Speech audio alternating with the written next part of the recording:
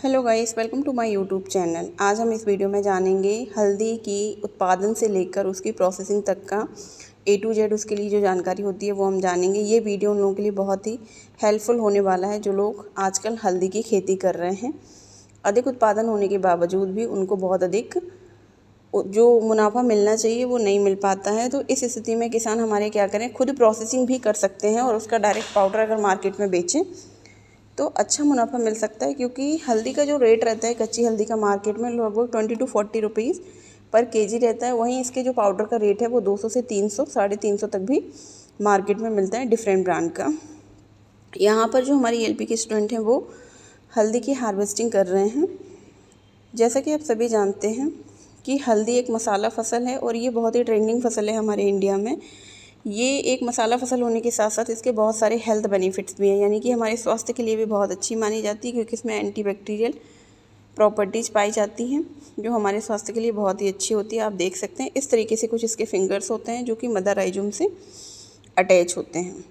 इस वीडियो में हम जानेंगे कि हल्दी उत्पादन से लेकर उसे बाज़ार में बेचने योग्य पाउडर बनाने तक की जो पूरी प्रक्रिया है उसको किस प्रकार किया जाता है। हल्दी की हार्वेस्टिंग से रिलेटेड वीडियो मैं पहले भी अपने यूट्यूब चैनल पर शेयर कर चुकी हूँ। अगर कोई देखना चाहता है तो उसको देख सकता है। हम यहाँ पर हार्वेस्टिंग के साथ साथ उसकी प्रोसेसिंग किस तरीके से की जाए ये भी जानेंगे।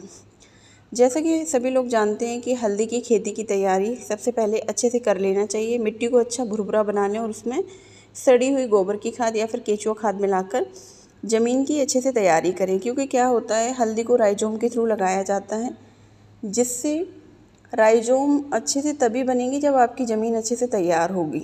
जैसा कि सबको विदित है कि हल्दी की जो बुवाई का सही समय होता है वो मई से जून, मानसून से पहले या पहली बारिश के समय होता है। इस टाइम आप हल्दी को लगाते हैं तो आपको बहुत अधिक अच्छा उत्पादन मिलेगा। इसकी जो राइजोम होते हैं उससे इसको लगाया जाता है, इसलिए अच्छी क्वालिटी का राइजोम सेलेक्ट करना बहुत ज़रूरी होता है ताकि आपको अच्छा उत्पादन मिल सके। यहाँ पर हमने हल्दी की हार्वेस्टिंग कर ली है। उसके बाद में एक जो सबसे बड़ा काम होता है वो होता है फिंगर्स को और मदर राइजोम को अलग करना। अब यहाँ हम कैसे जानेंगे कि फिंगर्स कौन से होते हैं और मदर राइजोम कौन सा होता है। तो आप देखिए इसमें साफ डिफरेंस दिखाई दे रहा है। इसमें जिसमें जड़ें आई हुई हैं उसको बोलते हैं मदर राइजोम। मदर राइजोम को आप एज अ प्लांटिंग मटेरियल लगाने के लिए दूसरे साल भी यूज कर सकते हैं। और जो फिंगर्स होते हैं जो आपको चिकने दिख रहे हैं वो इसके फिंगर्स हैं। इसको प्रोसेस करके इसका पाउडर बनाया जाता है। इससे बहुत ही अच्छी क्वालिटी का पाउडर बनता है। और जो मदर राइजोम होते हैं उनसे आप चाहें तो उनसे भी इसको प्रोसेस करके आप बॉईल करके इसका पाउडर बना सकते हैं। उससे भी आपको रिकवरी तो अच्छी मिलेगी, लेकिन जो क्वालिटी होती है टर्मरिक पाउडर की या हल्दी पाउडर की वो उतनी अच्छी नहीं मिलती है। इसीलिए हार्वेस्टिंग के बाद हमारा जो पहला काम है हमारे किसान भाइयों को करना है वो है हल्दी के फिंगर्स और मदर राइजोम को अलग करना। इस तरीके से आप इनको सेपरेट कर लीजिए। जैसा कि आप सभी जानते हैं कि हल्दी की जो फसल होती है वो 7 से 9 महीने में पककर तैयार हो जाती है।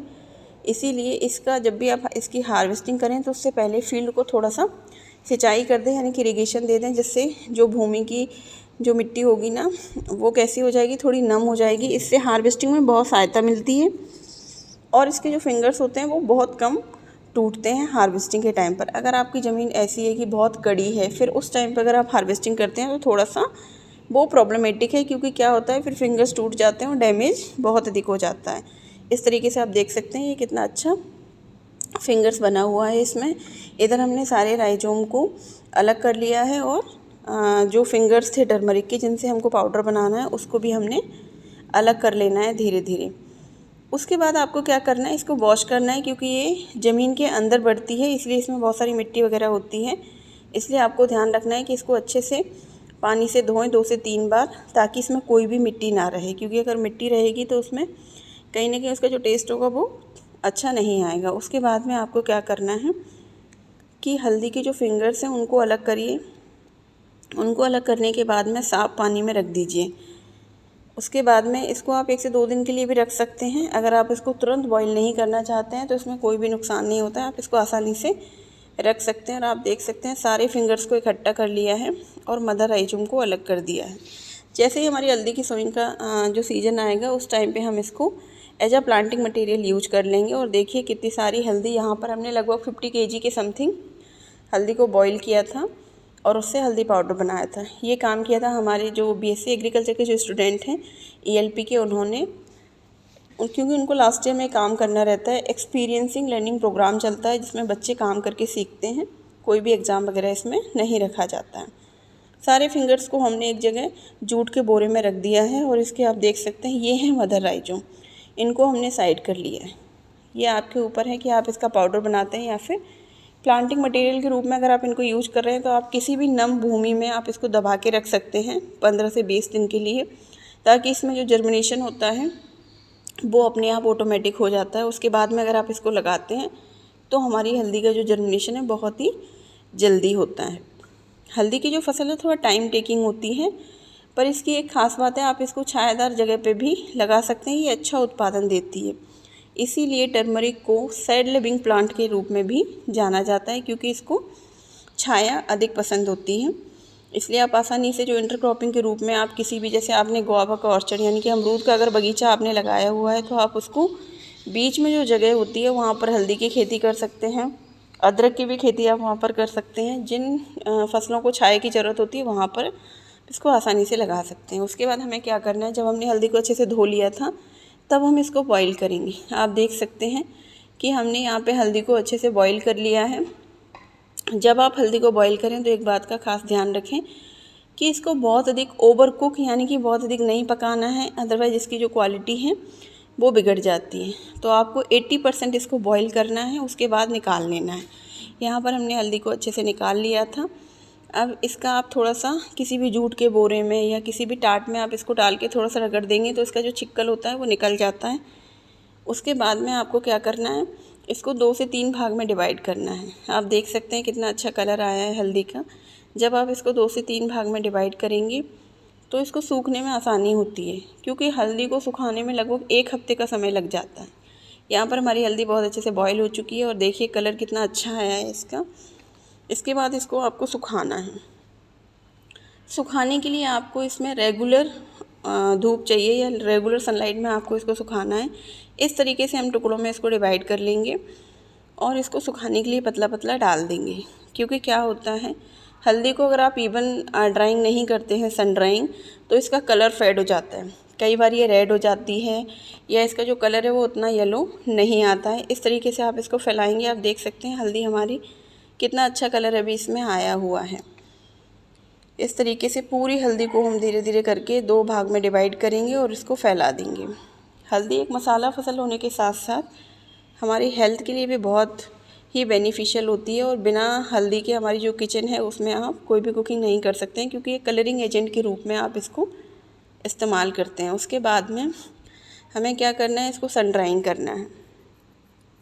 सन ड्राइंग करने के बाद में जब ये अच्छे से सूख जाए, सुखाने का जो इसका जो तरीका है वो आप इसको इवन इसको फैला दीजिए आप किसी भी तिरपाल वगैरह पे या किसी भी पल्ली पर। तो इसमें क्या होगा कि आपकी जो हल्दी है वो बहुत अच्छे से सूख के तैयार होगी। अगर आप ऐसा करते हैं कि इसको पूरी अच्छी तरीके से धूप नहीं मिल पा रही है तो कभी कभी कलर लाल होने की वजह से आपका जो मार्केट प्राइस है वो गिर जाता है और आपको उतना अच्छा मुनाफा नहीं मिल पाता है। इसलिए इसकी ड्राइंग में आपको विशेष ध्यान रखना है। जब आपकी हल्दी अच्छे से सूख जाएगी तो आपको, अगर आप चाहते हैं तो आप इसको पॉलिशिंग भी कर सकते हैं। इससे क्या होता है, इसका जो कलर है वो ब्राइट हो जाता है। सूखी हल्दी की जो गांठें होती हैं उसमें खुरदरी जो परत होती है और छोटी जड़ें और मिट्टी के कण होते हैं, इसे मशीन या फिर बोरी में रगड़कर आप साफ़ या चमकदार इसको बना सकते हैं।